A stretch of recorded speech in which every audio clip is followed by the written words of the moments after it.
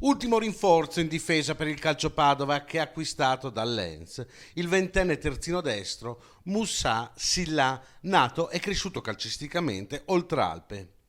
Il nuovo acquisto è stato presentato martedì ai campi di allenamento della Guizza, dove ha iniziato a conoscere i compagni di squadra. Non è stato il solo ad arrivare durante la seduta guidata da Mister Sullo. Alla Guizza, infatti, a sorpresa si è visto anche il nuovo presidente Joseph Ogurlian, che ha fatto visita alla squadra e si è intrattenuto con l'allenatore. Sul mercato abbiamo ancora da fare, ma già così siamo una buona squadra. Sono contento del debutto e del lavoro fatto con i nuovi dirigenti. Ci metto la firma se si può tornare subito in Serie B. Le parole del presidente. Intanto oggi è l'ultimo giorno di campagna abbonamenti per il Calcio Padova, che sogna di arrivare a quota 3.500.